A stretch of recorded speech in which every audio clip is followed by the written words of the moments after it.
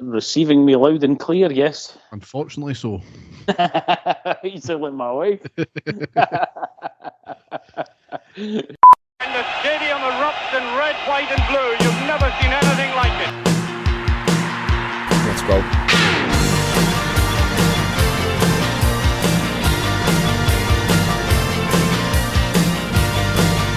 Manchester, brace yourself.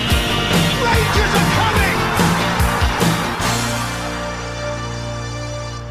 Hi everyone, and welcome to the next episode of the I Ready podcast. As ever, I'm your host Derek, and with me is my co-host Dave. How are you doing, Dave? Derek, I'm very well. How's yourself? I'm not bad. A couple of good results anyway. One really good performance. Yeah. The other performance is not so great, Dave.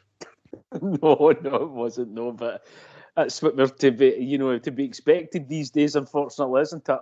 Yeah, but you're back from your travels as well, Dave, aren't you?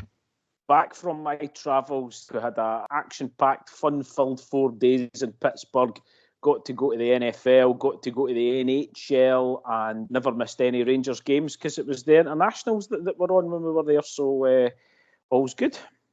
Aye, good for you. You got to go to the NHL, the NFL, and I nearly got to go to the NHS with stress. So.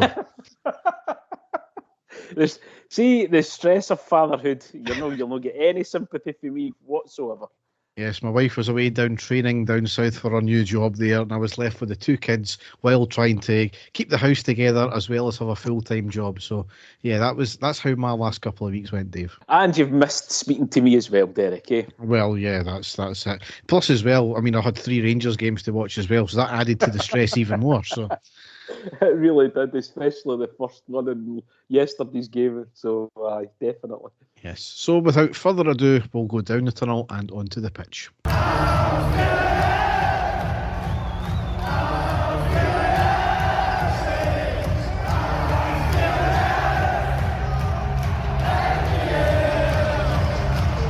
So before we get into the games, it turns out Casawanyiro got badly injured as well. He was in the international games. He was playing for Holland under 21s, I think it was, in a friendly, no less. And he was in the opposition box, and he turned and he went down straight away, and it looked as if it was his knee or something like that, and he left the field in tears. He's had to have surgery, and he may be out for up to 6 months. He's only on loan at us, and there's no obligation to buy, therefore he may have played his last game for us. It has been confirmed he's away back to Feyenoord to commence his rehab. He was just coming onto a game for us as well. He was finally getting given game time. This is the type of luck we carry when it comes to injuries, Dave.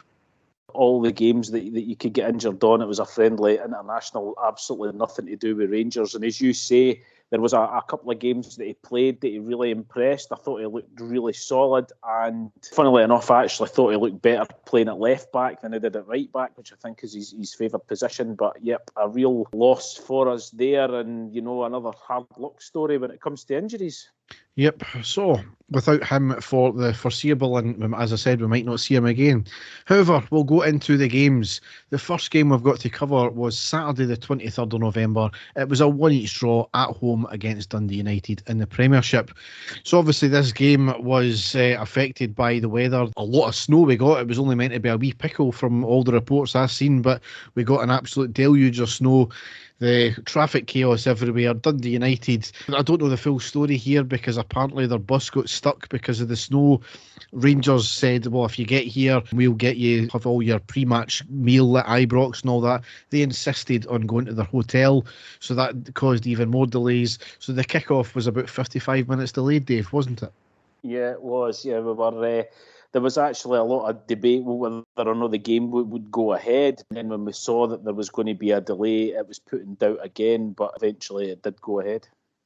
And just given the result and the way we played, I wish it never went ahead. But anyway, we lined up Butland, Sterling, Suter, Proper, Jeffrey, Raskin, Barron, Diamandi, Cherny, Barami and Dessers. On the subs bench, we had Kelly, Tavernier, Ridvan, Dill, Balogun, Igman, Hadji, McCausland and Danilo.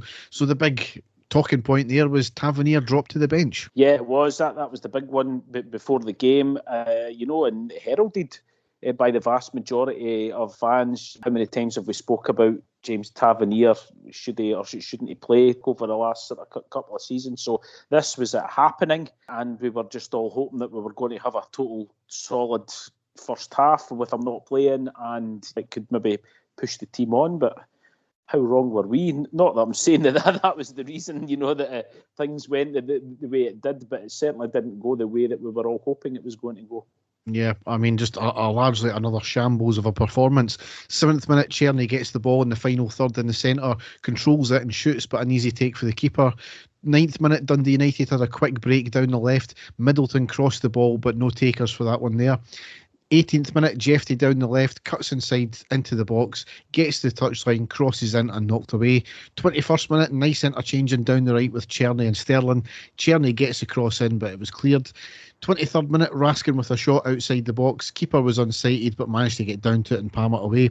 28th minute, Barami with a curling shot from 25 yards on the left side. The keeper does well to get a hand to it to tip it round the post. That was our best chance so far, 28 minutes in.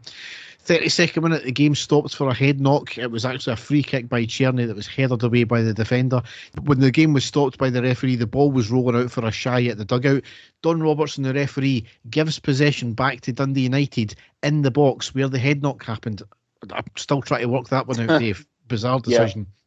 Really bizarre, yep. And in typical fashion, on the 36th minute, Dundee United went a goal up. From absolutely nothing, against the run of play, the ball was floated into the middle from the left side, nobody picking up the attacker, right between the defenders, and a simple header in. Shocking defending as well. There was a ridiculously long VAR check as well for offside, but the goal stood. I think it was Jeffrey was playing the attacker on by a good head.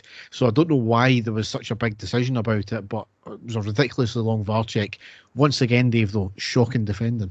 It really was. I mean, the biggest guy on the park, striker, and he was allowed just to stand completely unmarked as the cross came in. I mean, Rangers were really poor, Derek, but Dundee United had done nothing really of any note. And all it was just that. It wasn't even like a quality ball in a quality. It was a straightforward cross into the box.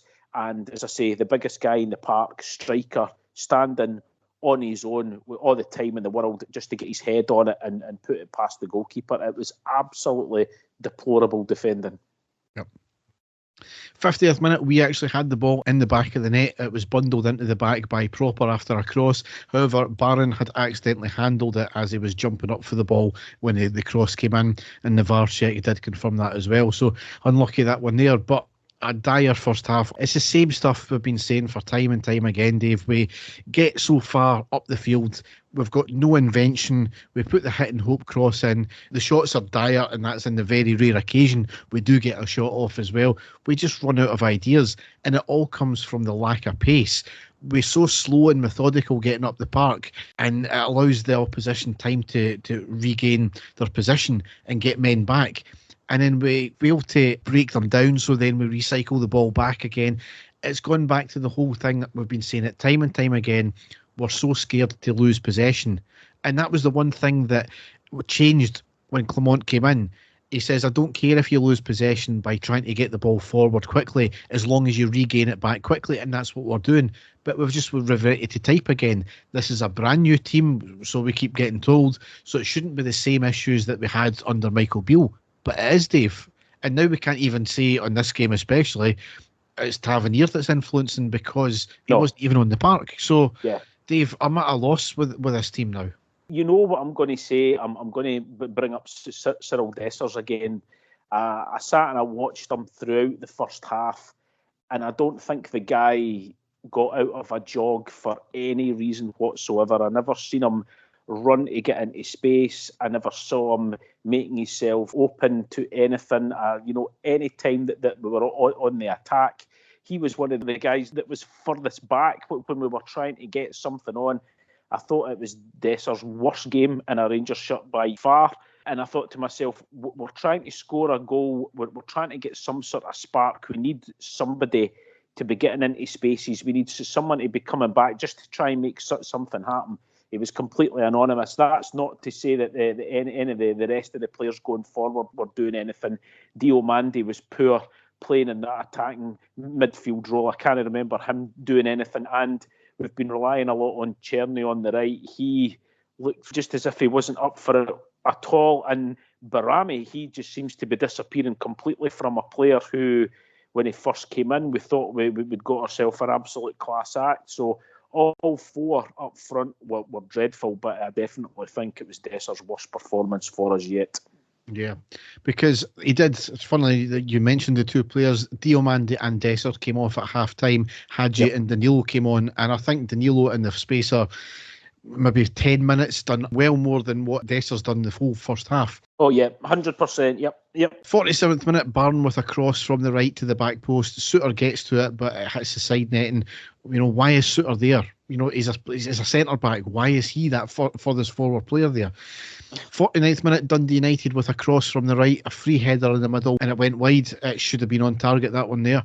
55th minute, nice link up in the box with Hadji and Czerny. Czerny crosses on the deck to Danilo, who has a shot, but it went wide. 56th minute, I think I missed a chance for Czerny at that point there. My stream went down. 63rd minute, Proper with a header just over the bar from a corner. And on the 65th minute, we finally drew level with Czerny scoring. Czerny outside the box on the right, drives it forward, slides it to Danilo, who plays a first-time pass forward into the right side of the box for Czerny, who passes it past the keeper. Brilliant goal, great link-up play, and once again, Czerny is the one that's wanting to will the ball forward and try and do something. Yep, and what struck me about the goal, it was a simple, quick pass forward by Danilo for Czerny to get back into the box. It was easy, but it was just because, and as you quite rightly said, going to pace, it was just because it was a first-time accurate ball through, and it caused all the problems for Dundee United, and it resulted in Rangers scoring. Yep. 67th minute, Jefty off and Yilmaz on, so like-for-like change there once again. I don't know if it's because Yilmaz, he was in form before he got injured. Jefty's taking his place now, trying to get him minutes, I don't know, but I didn't see the point in that substitution there. 71st minute, lovely through ball by Czerny going forward. Danilo picks it up with a first-time effort and the keeper had charged out to block it. 73rd minute, ball in the back of the net by Czerny after a great chipped ball through from Danilo, but he was miles offside, unfortunately. 79th minute, Barami off and Egeman on. 86th minute, after a quick break involving Danilo and Czerny, a pile driver from Hadji from 25 yards takes a bobble and a great save from the keeper, spilled to the left side. Danilo picks it up and gets it back across goal, comes off either the defender or Egeman, goes goal bound, but somehow the keeper gets a hand up to save it on the line and eventually cleared. That deserved a goal right there for that whole move. Really unlucky, that one there. As I said in the post-match though, it really annoys me that we're going into the dying minutes of the game when we're either a goal down or we're drawing a game, and this is when we start to put on the pressure of opposition teams. Not good enough, Dave. No, definitely not, no. 88th minute, Czerny with a shot wide. 89th minute, Hadji with a balloon shot over the bar. 98th minute, Czerny with a corner from the right side. Raskin header off the shoulder of the defender and easy for the keeper. 97th minute, lots of possession, probing it and ending in a pass to the left side of the box. Egemani has a rasper of a shot and a good save from the keeper. And on the 98th minute, Egeman with a keepy up at the edge of the box, crosses in, a slight nick off the defender and over the bar. No corner there. And obviously, talking about 98 minutes, all game from the first half, even when they were still drawn, it was 0-0. Dundee United were time wasting, and I'm glad to see that the referee actually added the time on both first and second half for that there, because they were a disgrace. But that's how the game ended up. And as I said in the post-match, that's when I've completely lost patience with Clement, and I still maintain, despite the results this weekend and midweek there, I still want him gone, Dave, because this is happening once too often. It's just, we're not seeing, I mean, apart from the next game that I'm about to get into, we're not seeing any real change in the team. We're not seeing any urgency in our play. We're not seeing this sort of desire to go out in the first half and really have a go and kill teams off. It's just not there whatsoever. It's as if we're trying to feel our way in the first half to try and figure teams out and then try to do something in the second half. But no disrespect to the vast majority of teams, but this is, the Scottish Premier League. We're not playing in La Liga or anything like that, when it comes to playing top-class opposition. It shouldn't be like that. We should be able to go out with the squad that we've got and blow teams away in the first half and then take it easy in the second half, but it just doesn't change, and that's the worrying part for me, and it doesn't seem to be able to change the team to get them to play like that. He might change the odd personnel here and there, but the actual tactics and the game plan just doesn't change. No, certainly not domestically anyway, because the next game we're going to get into, Dave, it was outstanding. Thursday the 28th of November, it was a 4-1 demolition away against Nice in the Europa League Game 5. Dave, brilliant game. It was incredible, and a game that none of us were expecting to get anything from, were we? I think Nice are like the sort of fifth in the French league or something like that just now, a top club away in France, where historically we've not been great. And I certainly wasn't expecting certainly that result, but all I was hoping for was it's Rangers in Europe. Hopefully something will change, and it was quite incredible. But so the team that he put out for this game was Butland in goal, Sterling at right back, Suter, Proper and Jeffday at the back, Barron, Raskin, Diomande, Cherny, Barame, and then the big change up front, Igman playing for Rangers. On the bench, Kelly, Tavernier, Ridvan, Dessers, Dowell, Balogun, King, McCausland, Fraser, McInnes, Rice and Curtis. So both Tav and Dessers on the bench. Does they surprise me about Dessers? I've said all I'm going to say about him just now. Igman getting a huge opportunity, and what a decision that was during this game, because he was outstanding. So starting off, I'm not going to go too much into it, certainly the sort of non-events, because there was a lot that happened there. The first sort of real chance, Nice on the attack in the 6th minute, a cross from the left, charged down. Barame completely switches off. I don't know what he was thinking. He could have got to the ball. I don't know if he's thinking, well, I'm not a defender. I shouldn't be defending. It was at the edge of the box. He could easily have got back and put some pressure on his man. He left it. He allows the midfielder to get the shot for the edge of the box. He shoots. It's at sort of point-blank range. Suter throws himself at the ball, really good, and then falls to attacker. He's challenged by Barron. It sort of gets half cleared to the left. The winger crosses it in. It hits Sterling. And then the referee blows for a handball. So we're thinking straight away, what's he giving a handball for? Now, there was like 3 incidents all within a couple of seconds of each other. The TV commentary, they didn't know what it was for. They were checking all of those incidents that I've just mentioned there. Still couldn't see anything. Thankfully, VAR intervened. The referee went over, done the VAR review. He saw sense and realised that there was absolutely nothing in it, and gave the free kick to Rangers. All of these decisions and the free kick to Rangers as well, not quite sure how that worked. It was a complete shambles by the referee at that stage, Derek. But I think you're underplaying that a wee bit there, Dave, because I have never seen this before, with the fact that he's went to review VARs and then he's decided, oh no, there's nothing in that. So he says, go and flick it on to the next instant, and then the next instant. So he's done it three times. That's not how VAR should be working. He's given a penalty for handball, and that's what we're led to believe, because that's what flashed up on the screen apparently. That's what the commentator said. Penalty VAR check for handball. So he then can't say, oh no, well, it's maybe not that handball. It wasn't a handball there. Let's review a tackle. All right, it wasn't a tackle, it was a good tackle, right? Let's review another potential. He can't do that. That's not the way VAR's meant to work. It was a bizarre circumstance, and I hope he gets pulled up for that one, because that's not the way it should be working.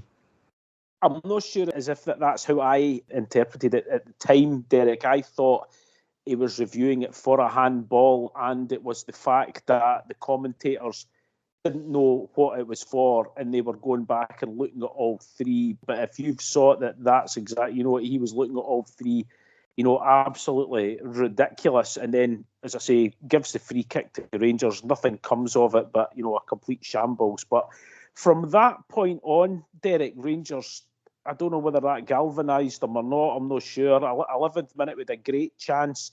It was a 3-on-1. Barame, he's got Igman to his left. He's got Cherny to his right. He plays the ball through to Igman, but the ball kind of gets caught up in his feet, and the defender manages to get back and make a clearance. Cherny was definitely the better ball. If he'd have played Cherny on, he would have just been able to have a shot and probably scored. So that was quite poor there, decision-making by Barame.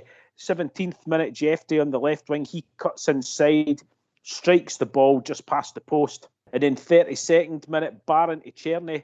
He had the option. He passed it back to Barron. He takes a shot. It's cleared again, but Rangers starting to play well. But we only had to wait 3 minutes after that. So in the 35th minute, Rangers took the lead in the game, and it all came from a cross by Sterling on the right-hand side. It was into Eggman in the box. He controls it, turns, has his back to goal, but sees Czerny at the edge of the box. He lays the ball off to Czerny right on the edge. He takes a first-time shot, takes a slight deflection underneath the goalkeeper into the back of the net. And as you keep saying, Derek, have a shot at goal. You never know what could happen. And that's exactly what happened there. 1-0 Rangers. You just stole the words from my mouth, Dave. What can I say? 3 minutes later, though, absolute dreamland, because Rangers scored again. You know, we're already in complete disbelief that we were 1-0 up, and we went 2-0 up, and it was Sterling on the right wing. He puts a ball into the box, like a dinked ball, right the way into the box, and the defender, I don't know what he's thinking. I don't know whether he's thinking that Diomandi's not at his back or at his side, or whether he's got him. He's not goal side, but the defender kind of leaves it, or sort of half-heartedly leaves it, and the ball dinks right over the top of them. And Diomandi, with an incredible flick, sticks his leg out and just basically flicks it past the goalkeeper, and it just plops right into the bottom left-hand corner of the goal. An exquisite finish, Derek, and fantastic scoreline.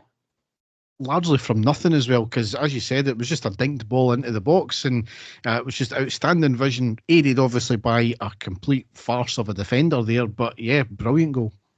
Yep, unbelievable. So, as I say, we're 2-0 up at this stage, slightly shocked. Certainly I was, that we were in this position, and all I kept saying to myself is keep it 2-0 at half-time. Keep it 2-0 at half-time. Nice had a great chance to pull one back on the 43rd minute, across into the box, and a point-blank header, thankfully, straight into the hands of Jack Butland. But then, here's me saying, keep it at 2-0 for half-time. We didn't keep it at 2-0 because it was 3-0 at half-time. Unbelievable. The defence at this stage by Nice were all over the place. It was a poor pass back from the defender back to the goalkeeper. It's picked up by Eggman. The goalkeeper comes running out. His first touch was fantastic to flick it past the goalkeeper. His second touch was even better because he was able to control the ball, turn his whole body towards the goal, and he just ran in on goal. And I'm saying, just shoot. But he keeps going. I'm like, don't do a Dessers. The defender's back on the line, but he just fires it past the defender into the back of the net, and it's 3-0, Derek. Quite incredible. First and second touch by Eggman, and his awareness as well at that back pass. Absolutely fantastic. That was an outstanding goal. Just the composure. And I seen a slow-mo video of the skill today when he nicked the ball off him. I thought it was just a really poor pass back almost. But no, Eggman had a lot to do there, and the actual control to knock it round the player and nick the ball off him was immense. Sensational. Yep, it really was. So that was half-time. 3-0 to Rangers. So again, we were all completely shocked that that was the score. And we're saying to ourselves, why should we be surprised? It's Rangers in Europe. Expect the unexpected by us, especially in Europe. And we'd had the bulk of possession. We'd had the most chances. And Eggman was giving us some much needed energy up front at that stage. So looking really good. So into the second half, chance for Nice. There was a ball into the box. It was cut back. A dink to the back post, but again, great save by Butland and out for the corner. Shot by the Nice striker. He shoots for the edge of the box. Another good save by Butland. Out to Jeffy on the left. Rangers on the break. Up to Eggman on the left. Jeffy, who had done the overlap, passes the ball to him. He gets to the edge of the box and hits a fantastic shot. Great save by the goalkeeper, but it was offside in any case. But still, for Rangers, the pace of getting from defence up front, excellent. And then on the 54th minute, absolutely sublime, because Rangers scored the fourth goal. And it all came from Nice and their defending. That was their issue, because the defender tried to pass it out from the back, and Eggman, again, showing his awareness, he picks up the loose pass. Now, he's basically on the left wing here. It's not as if it was inside the box. He's on the left wing. He picks up the ball, and the defender is still with him. He runs at the defender. He nutmegs the defender because I thought he hadn't, but when you see it from another angle, he nutmegs the defender, bursts of pace to get past him, in onto the goalkeeper at an angle. The goalkeeper runs out, and the finish is incredible. He just passes the ball and curls it right round to the goalkeeper. Can't get his hand to it, right into the bottom corner. It was absolutely sensational finish, sensational play again by Eggman. And Rangers are 4-0 up, Derek. Quite incredible. I was actually speechless at that point there, Dave. I couldn't believe what I was seeing. As I say, Nice were all over the place defensively.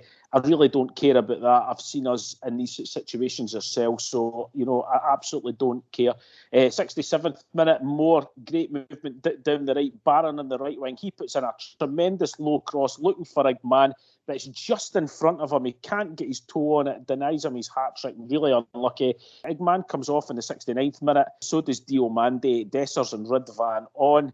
Really should have been 5 in the 75th minute. A great cross with James Tavernier at the back post. There's Ridvan, completely unmarked. Smallest guy on the park.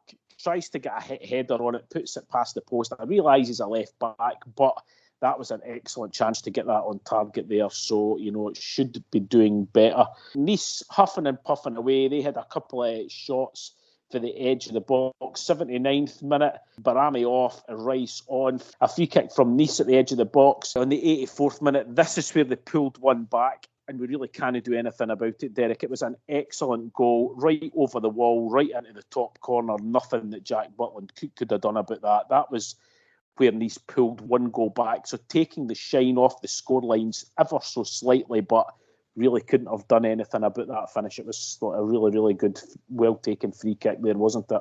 I felt the wall could have jumped because they never jumped properly, though. That's the only thing. I mean, I think it was maybe going to sail over the wall anyway, but yeah, it was a cracking free kick. The wall should have done better, though. 88th minute, though, James Tavernier, since he came on, he puts in an absolutely sensational cross into the box to Cyril Dessers. He's just past the penalty spot. 2 defenders missed it. He controls it fantastically well. He's right in front of goal, just the goalkeeper he beat. Don't know what he was thinking. Hits the shot, puts it wide of the post. Absolutely shocking miss there by Cyril Dessers. But that is how the game ended, Derek. So an absolutely incredible result for us. We'd never have seen it coming. The Nice defence were all over the place, like I said, but regardless, it was a remarkable result. And we have been in those types of positions ourselves when we've been ravaged by injury. We've had players suspended, we've had makeshift defences, and we've been punished majorly.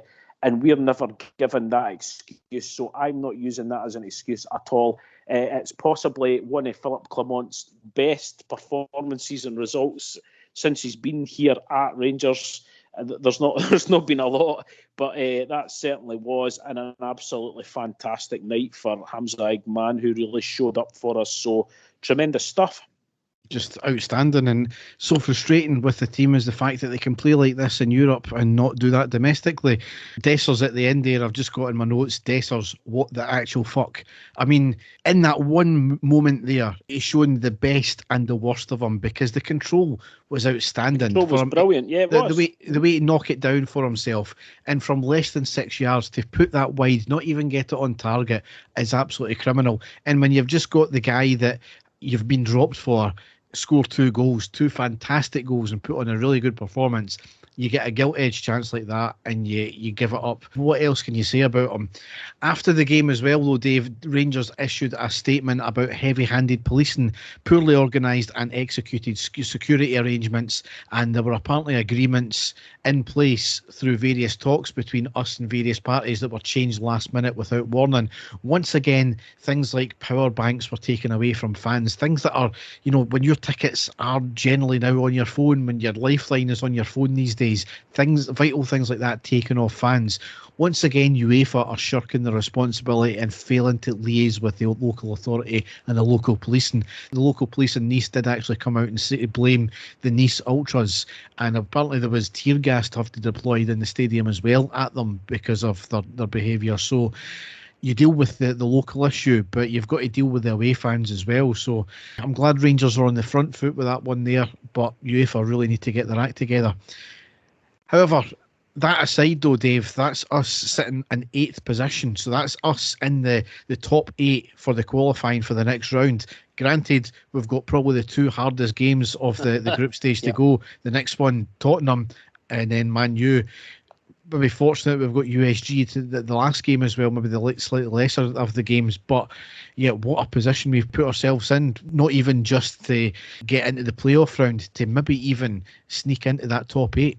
Again, on paper, I'm not expecting anything from the next 2 games, but that's how I felt about the Nice game as well. Tottenham should absolutely go out with the amount of money that they've spent on their team in Manchester United as well. They should have, on paper, should look at us and say that's an easy victory for us. But we are so unpredictable when it comes to playing in this competition. We've been excellent in it. So, we just have to go there with that attitude of no fear and let's just see what happens. And that's exactly what happened there with the Nice game. So, yeah, we'll wait and see. We've got some very tough games coming up, but, we've put ourselves in a great position that even if we do get beat, like you said, we've still got a really good opportunity of going through with that final game, which is a game that I'm not trying to jinx us at all, but that's the types of game. We've played that team before and we've beaten them recently, so here's hoping that we can pick something up before we even play that game. Yep. So the next and last game I've got to cover was on Sunday the 1st of December. It was a 1-0 away against St Johnstone in the Premiership. Dave, I can't imagine you've got many notes for this. I have got notes, Derek, but it was pretty poor. We'll go with the team that Philip Clement put out. And, we did all want Eggman to start up front, and we did all want Hadji to play for the start. And this is probably, out of all the players available, this is probably the starting 11 we've all been wanting to see. So it was Butland in goal, James Tavernier backing at right back. Now, he was asked about Sterling at right back, and apparently he's got a trapped nerve. So I don't know how long he's going to be out now. So James Tavernier backing at right back, Suter proper Jeff Day, Barron, Raskin, Hadji playing that number 10 role, Barami on the left, Cherny on the right, and Eggman up front. On the bench, Kelly, Ridvan, Dessers, Diomande, Dowell, Balogun, King, McCausland and Danilo. So like I said, the 2 main changes there, and Eggman keeping his place up front. So really nothing in the first sort of 15 minutes of the game. The first sort of note here, I've got a glimpse of Cherny. He gets the ball on the right wing, cuts inside, hits a low shot, just wide. 25 minutes, a shot by Eggman in the box. Great save by the goalkeeper, cleared. Rangers starting to put a wee bit of pressure on. Straight from that, it was a low cross by Barami and it was cleared and put out for the corner. But again, our set pieces do absolutely nothing and the corner came to nothing. Another great chance a couple of minutes later for Eggman inside the box. He can't get a great connection with the ball and it's saved by the keeper. Better spell for Rangers. 36 minute, a wee change, a short corner, Cherny with the ball in from the right, headed out to Barami just inside the box. He chests, hits the shot in a volley, great save by the goalkeeper. So coming really close there, putting the pressure on. I actually thought that we'd scored that one, but it wasn't to be. But that's really all we had at half-time. A couple other half chances, which I'm not going to go into. So 0-0, same old story, bulk of possession, especially at the end of the half, but lacking that final ball or a shot to cause any serious harm, apart from that one from Barami. And at the other end, I can't really remember Butland having anything to do whatsoever. So a couple of changes at half-time. Proper comes off. Now, he looked as if he'd picked up a wee niggle or an injury, maybe with about 15 minutes to go in the game. So Balogun comes on for him. But then a tactical change, Barami off, and really, apart from that shot, Barami, had been very, very quiet, and Ridvan coming on. So 46-minute Rangers coming out the blocks a bit faster. Shot for Hadji at the edge of the box.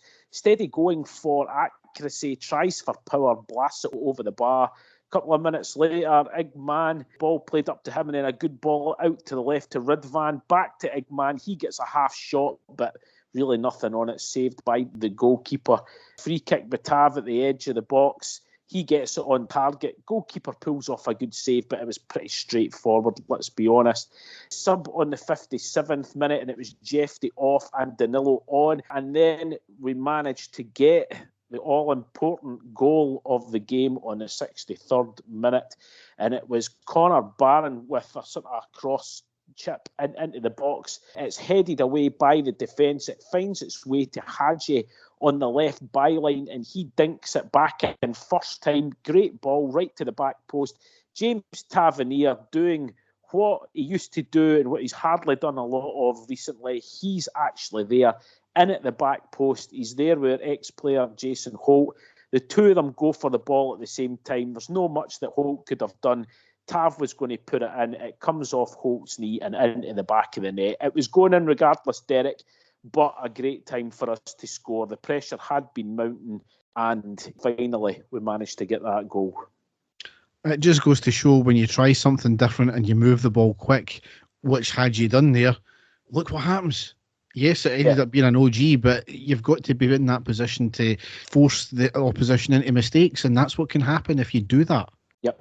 So only a couple of other things happening here. There was nothing much happened after that. There was a good move in the 69th minute, culminating in a shot by Hadji straight at the goalkeeper. Couple of subs, Igman off, Diomande on. 83rd minute, a long-range shot by Danilo, saved by the goalkeeper.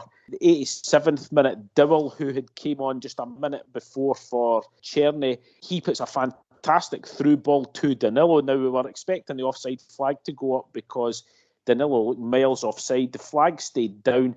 Danilo goes through and on goal, but hits his shot straight at the goalkeeper. I think the flag would have came up if that had went in, or it would have been reviewed anyway, because it did look a mile offside to me. But still 1-0 to Rangers. 90th minute was 5 minutes to be added, but really nothing of any note. St Johnstone offered absolutely nothing in the whole game, even when they were only getting beat 1-0. They weren't piling forward or firing high balls into the box. They really did offer absolutely nothing. So that was the final score. It wasn't a classic. 3 points were all that mattered to me. It was a pretty dire game, but we did get there in the end. After that European performance, we've seen a hangover all too many times in the past. Pleasing things have got, obviously, apart from the victory. Hadji starting his first match in over a year. I think it was May 2023 since he last actually started the game. And he played the full 90th minutes and he created the goal. John Souttar was excellent again. The sort of odd half chance that St Johnstone put in, he done really well. Raskin and Barron in control in midfield didn't really look they were under any major pressure. Rangers completely in control, but we just can't seem to finish teams off, Derek, can we? And that's what I said again. It was one of these, we were just trying to feel the team out in the first half to see what they were doing when we should really just be going and blowing these teams off the park. But thankfully, we still managed to get a victory, but it wasn't pretty. I mean, there's two trains of thought with this. Is right, it's on the back of a good European performance, just 3 points in Haim, and that was really it. But I would say no, because this is the same performance we've seen week in, week out domestically with the team now. So a lot of people were relatively happy about it.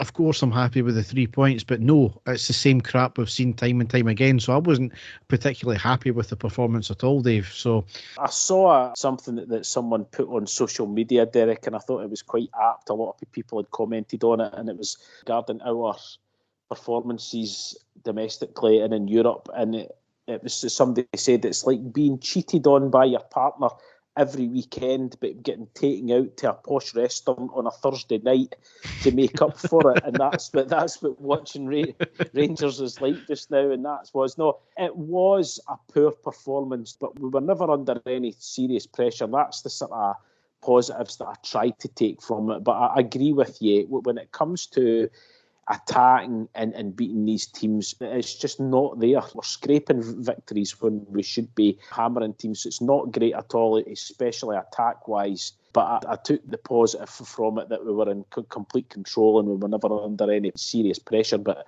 that's about all that I can take positive from the result. Yes, so next games we've got coming up Wednesday the 4th of December at home against Kilmarnock in the Premiership. That's a 19:45 kick-off. Sunday the 8th of December away against Ross County in the Premiership. That's a midday kick-off. Thursday the 12th of December at home against Spurs in the Europa League Game 6. That's an 8 o'clock kick-off. And Sunday the 15th of December at Hampden against Celtic. That's the League Cup final and that's a 15:30 kick-off. So massive games to come, as always. Huge games to come, Derek. So hi. Well, we'll just have to wait and see. We'll just have to wait and see what Rangers team turns up. Yes. So we'll now go into the news.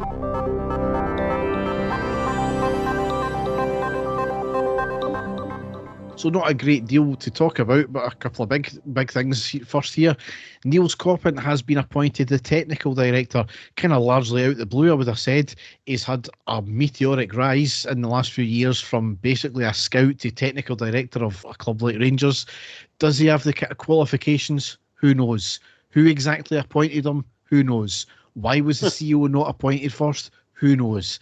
I mean, like others have said, nothing personal against them. However, once again, there's a pattern from our board of promoting from within, which has not really worked out for us well in the past, has it? He might be great at the job, so I don't want to take that away from him, but it's just history could repeat itself once again. His interview after he got appointed certainly spoke a good game, suggesting getting old players back at the core. We've had a whole host of people that can speak a good game, haven't we? So well, we need to wait and see what happens with this one here. More obvious concerns, but he's been appointed now. We've just got to wait and see what happens. Yeah, as you say, it was quite a surprise appointment. And, you know, again, as you say, who was it that actually appointed him when we didn't have a CEO in place? It's quite strange that happens. But again, we can only just hope and pray that it works out and he does a good job, and only time will tell. But yeah, I was quite as puzzled as you were, or surprised, I should say, when it happened. Yep. However, Dave, the good positive news to come out of it is we've finally appointed a CEO, and his name got leaked the night of the Dundee United game as well by one of the friendly media of the club. I put a tweet out questioning, given the timing. Turns out that I'm just a great big cynic, Dave, because it turned out to be true. There you go. So Patrick Stewart will boldly go into the club on the 16th of December. Oh, no, Derek, I was hoping you weren't going to come away with one of these shit jokes. Come on, you're better than that, man. Yes. And most recently was the interim CEO at Manchester United. He had been with them for over 18 years. He was raised in Aberdeen. He's been a lawyer in Scotland, in marketing, general counsel and company secretary at Man United, on various high-profile working groups in and out of football as well. His CV speaks for itself. It's the exact type of person we should be going after, and by the sound of the talk coming out the club, he will be given autonomy to run things as he sees fit. Now, the starting date drew ire for some. He's starting obviously after the Spurs game and the Cup final, so people making assumptions about the starting date without actually knowing the full facts. Now, did he have any prior work commitments? Did he have any prior family commitments? Did he have anything stopping him doing that?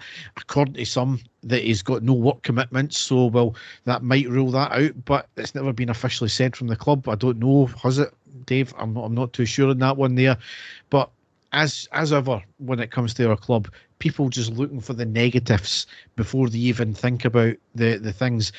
I was saying this to someone else today, is people just think that footballers are footballers and they don't have a home life or anything like that. It's the exact same with people in his position as well, CEOs, board members. They will have personal, private lives as well. We don't know what's going on with that. It might be the fact that they wanted to get the two hard games out the door first before he joined, because then he could get things in place. It would make sense to me. Games that are going to be potentially hard that you might lose, let the stink of that get off first, and then, you know, you never know, we might win both of them. But let's get them out the way, and then he can come in starting fresh. I have no issue with the start date, Dave. I really don't. I've not got an issue. To me, Derek, if it was his decision, it's a very smart decision by him to wait until these two games, because these two games could go horribly wrong for us. And for him to say if it has been his decision, I would say it's actually he's actually been very sensible for himself to come in when these two games have finished, because they could go badly wrong for us. And I think the vast majority of us are thinking that way and hoping it won't. But as you say, we don't know the full circumstances here. We just have to hope that when he does come in, that he does an excellent job. And going by his CV, as you quite rightly said, that is the type of guy that we should be targeting for the job. And, I know he was only the interim CEO for Manchester United, but apparently he played a massive part in the deal that brought Jim Ratcliffe to Manchester United that I was hearing. I was listening to the radio the other day when they were talking about him. So he certainly does look like the type of guy that we need in there. And here's hoping that with the contacts that he has made over the years at Manchester United, he can bring that to Rangers and can bring, hopefully, some new investment with him, or a plan, a vision that will see us going forward into the future. So, no, I'm very hopeful at that one, Derek. I think it's going to be an excellent appointment. Here, Jim, do you want to loan us about £100 million for us? No bother. Just the last thing I want to say, it is a big difference between the vice chairman of St Mirren to somebody of Patrick Stewart's CV. So, who knows? We'll need to wait and see what happens. The guy that they did have earmarked for the job might have been good for all we know, but he's not going to get that chance now because he pulled out. So, yeah, I'm hopeful. We'll see what happens. Next thing here is we have announced a new back of shirt sponsor with GuavaPay, a multi-year deal apparently, and another big deal, one of the biggest we've ever had for that type of thing. So yeah, positive there, I suppose. Yep, any money or any investment coming into the club is a positive, Derek. So yep, good stuff. Yep. And the last piece of news I've got here is Graham Souness picked up his CBE for services to charity and football a couple of weeks ago, and he got that like Ali McCoy's did from Prince William as well. So fantastic pictures to see, and brilliant for the magnificent bastard as well. Yeah, definitely fantastic. So it's time for that great time, Dave, Vessel Corner. Came home hammered one night and pissed in the bottom drawer of the freezer. Forgot about it until it came to making Sunday dinner the next day. Pretended I had some cans of cider in there that exploded. We still use that drawer today, and my wife never found out the truth. Once drank 12 pints of mild, came home and sharted, threw my soiled undies in the still burning coal fire thinking they would burn to ashes. No such luck. They put the fire out. My mum wasn't too impressed when she cleaned the fireplace the next morning. Oh dear. In a crowded bar, I got chatting to a beautiful woman after we both smelled an awful fart and laughed about it. We've been married for 5 years next week, and she still tells people the story of how we met. I still haven't admitted it was me.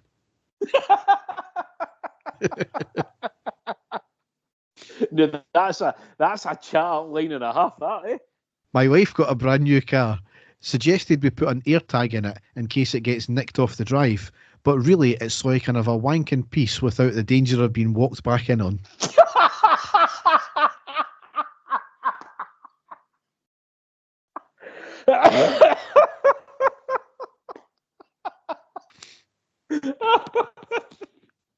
I can't believe that Festival published my story, Derek. You said that was for your case as well, Dave. Oh, dear.